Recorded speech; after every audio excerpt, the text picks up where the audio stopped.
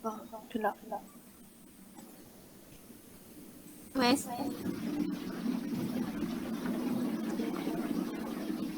Wes.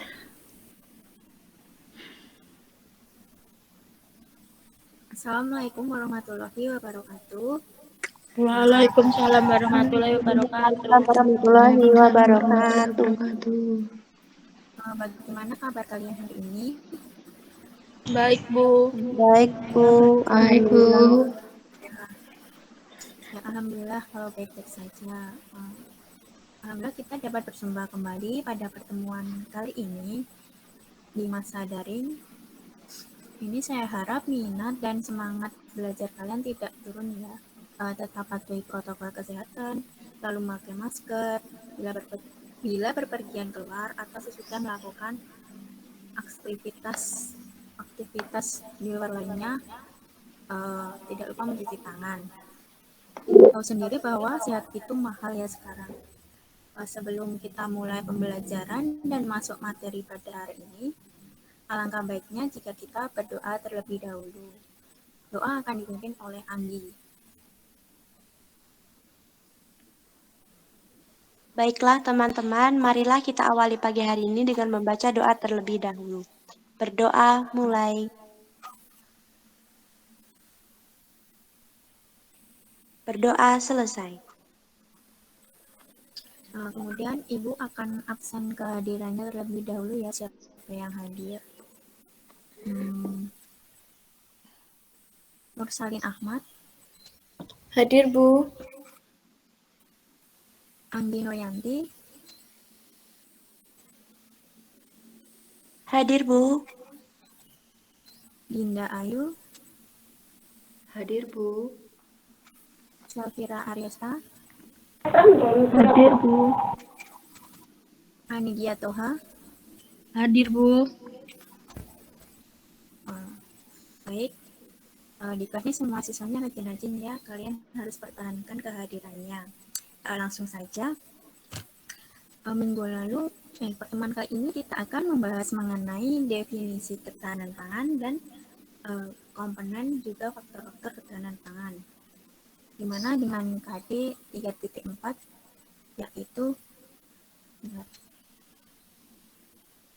yaitu menganalisis ketahanan pangan nasional, penyediaan bahan industri, serta potensi energi baru dan terbarukan di Indonesia.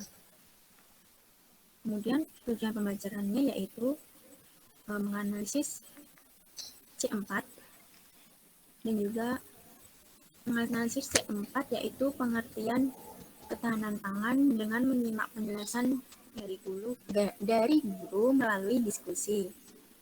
Dan kemudian menganalisis mengenai komponen dan ketahanan pangan yang kemudian akan dibahas oleh masing-masing kelompok. Selanjutnya, kita balik ke minggu lalu, kita bahas mengenai pangan. Ada yang masih ingat pangan itu apa?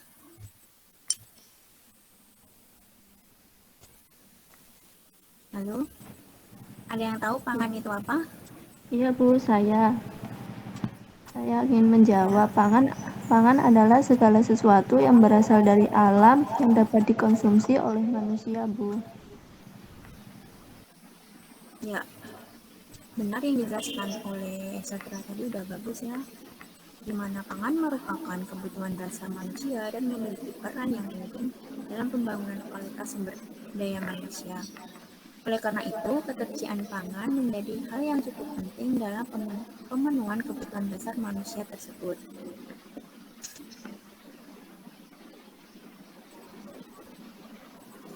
Kemudian menurut Undang-Undang menurut Undang-Undang Nomor 18 Tahun 2012 tentang Ketahanan Pangan, bahwa pangan adalah segala sesuatu yang berasal dari sumber hayati, yakni produk pertanian, perkebunan, kehutanan, perikanan, peternakan, perairan, dan air, baik yang diolah maupun tidak diolah, yang diperuntukkan sebagai makanan atau minuman bagi konsumsi manusia, termasuk bahan bahan pangan, bahan baku pangan, dan bahan lainnya yang digunakan dalam proses penyiapan, pengelolaan, dan atau pembuatan makanan atau minuman. Kemudian kondisi terpenuhinya pangan setiap manusia yang tercermin dari tersedianya pangan yang cukup dan terjangkau serta tidak bertentangan dengan agama, keyakinan, dan budaya masyarakat untuk dapat hidup sehat, aktif, dan produktif secara berkelanjutan yang disebut dengan ketahanan pangan. Kemudian menurut Food and Agriculture atau FAO mendefinisikan bahwa ketahanan pangan sebagai ketersediaan pangan dan kemampuan seseorang untuk mengaksesnya. Sebelumnya, apa ada yang bisa menjawab sebuah rumah tangga dapat dikatakan memiliki ketahanan pangan itu seperti apa? Saya, Bu. Mungkin, ya. Jadi apabila penghuninya tidak berada dalam kondisi kelaparan atau dihantui ancaman kelaparan, Bu. Ya, benar. Ya, benar-benar sebuah rumah tangga dapat dikatakan memiliki ketahanan pangan itu seperti jika penghuninya tidak berada dalam kondisi kelaparan atau dihantui ancaman kelaparan. Kemudian ada komponen ketahanan pangan, yakni ada 3. Yang pertama ketersediaan, yang kedua aksesibilitas, yang ketiga pemanfaatan. Ketersediaan merupakan di mana pangan di suatu daerah ditentukan oleh produk pangan daerah tersebut, yaitu perdagangan, mekanisme perdagangan, yakni penyimpanan, pemrosesan, dan transportasi, cadangan dari pemerintah, dan kemudian faktor-faktor yang mempengaruhi produksinya, yang antaranya yaitu iklim, jenis tanah, curah hujan, mitigasi, dan komponen pertanian. Kemudian ada aksesibilitas. Akses pangan, masyarakat perkotaan dan pedesaan di beberapa daerah masih tergolong rendah, di mana kendala akses pangan tersebut dipengaruhi oleh 3 aspek, di mana yaitu aspek fisik yang meliputi ketersediaan pangan dan infrastruktur. Kedua, ada aspek ekonomi yang meliputi daya beli masyarakat terhadap pangan. Kemudian aspek sosial yaitu menunjukkan tingkat pendidikannya. Bagaimana tingkat pendidikan di daerah tersebut. Kemudian yang terakhir ada pemanfaatan. Pemanfaatan pangan meliputi pemanfaatan pangan yang bisa diakses oleh rumah tangga atau kemampuan individu untuk menyerap zat gizi, di mana pemanfaatan makanan itu dimakan secara efisien oleh tubuh. Nah, di materi ini saya akan membuat kelompok diskusi menjadi 4 kelompok ya. Yang saya bagi, di mana kelompok satu ada Anivia, kelompok 1 ada Salvira, kelompok 2 ada Mursalin Ahmad, kemudian kelompok 3 ada Dinda, dan kelompok 4 ada kelompok 3 ada Dinda, kelompok 4 ada Anivia. Saya beri waktu 10 menit untuk mendiskusikan mengenai faktor ketahanan pangan. Baik, Bu.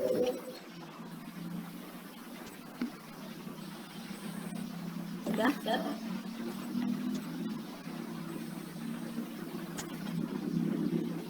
Untuk perwakilan kelompok, silakan presentasi mengenai faktor ketahanan pangan. Ya Bu, saya perwakilan dari kelompok 1.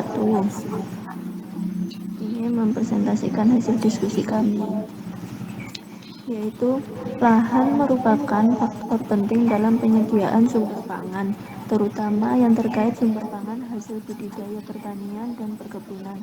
Semakin luas lahan potensial yang digunakan untuk mengusahakan tanaman pangan, semakin baik ketahanan pangan di suatu negara. Sudah, Bu. Ya, kemudian kelompok selanjutnya. Ya Bu, saya perwakilan dari kelompok 2 akan mempresentasikan hasil diskusi kami. Jadi iklim dan cuaca itu secara langsung ataupun tidak turut mempengaruhi hasil sumber daya pangan. Contoh lain di mana petani masih bergantung pada turunnya hujan untuk mengairi sawah. Fenomena iklim global seperti El Nino dan La Nina juga turut mempengaruhi unsur cuaca di beberapa wilayah di Indonesia. El Nino menyebabkan musim kemarau yang berkepanjangan dan berdampak pada tumbuhnya kekeringan. La Nina menyebabkan curah hujan bertambah dan berdampak pada terjadinya banjir. Sudah, Bu? Ya, kemudian kelompok selanjutnya. Baik, saya Dinda, perwakilan dari kelompok 3, ingin mempresentasikan hasil diskusi kaitannya dengan ketahanan pangan teknologi dapat berperan dalam proses penyediaan serta pendistribusian hasil sumber daya pangan. Peran teknologi dalam penyediaan bahan pangan, misalnya dalam penggunaan teknologi sebagai alat bantu. Dalam bidang pertanian, penggunaan mesin traktor untuk mengolah lahan pertanian dan mesin giling dapat membantu proses hasil pertanian menjadi lebih cepat. Sudah, Bu. Kemudian kelompok 4 terakhir. Saya perwakilan dari kelompok 4 yang berisi ketersediaan sarana dan prasarana perhubungan terutama melalui laut dan udara menjadi hal penting untuk menghubungkan wilayah satu dengan lainnya. Begitupun dengan prasarana perhubungan di darat, yaitu jalan dan jembatan. Terus tersedianya jalan dan infrastruktur perhubungan lainnya dengan kondisi yang baik sangat membantu proses pendistribusian sumber daya pangan dari wilayah satu ke wilayah lain.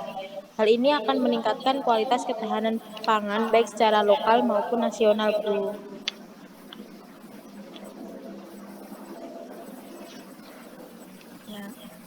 Ya baik, cukup bagus presentasinya dan jawabannya juga bagus-bagus semua. Sudah menjelaskan faktor ketahanan pangan mengenai lahan, iklim cuaca, teknologi dan infrastruktur. Kemudian ada yang bisa menyimpulkan nggak dari pertemuan ini? Saya, Dari Bu. materi kita ini. Ya, Anggi. Jadi kesimpulan pada materi hari ini yaitu kita dapat lebih mengetahui tentang pangan dan komponen-komponennya dan juga faktor-faktornya, mulai dari lahan, iklim cuaca, infrastruktur, dan juga teknologi. Sudah, Bu. Ya, bagus ya Kak Anggi bahwa kesimpulannya kita dapat lebih mengetahui mengenai kaitan pangan dan komponen-komponen yang berkaitan dengan pangan dan juga faktor yang menentukan ketahanan pangan itu sendiri. Jelas. Kemudian ada Ibu berikan waktu sampai nanti malam ada evaluasi pembelajarannya ya. Yang nanti linknya saya share ke link grup WA. Untuk nilai apabila KKM 75, apabila nilai KKM ini 75. Apabila nilai yang belum tuntas mohon mengerjakan perbaikan dan yang belum mengerjakan yang sudah lulus KKM mengerjakan pengayaan. Apakah jelas yang saya katakan tadi? Jelas. Ya sudah. Jelas, Bu. Kali ini mungkin cukup ini saja pertemuan pada hari ini. Apabila Ibu ada salah kata, mohon maaf. Apabila ada gangguan-gangguan lain yang kurang kondusif saat pembelajaran ini, Ibu juga mohon maaf.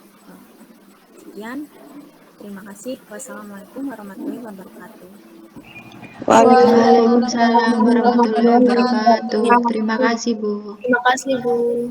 Terima kasih, Bu. Makasih, Bu. Iya, baik.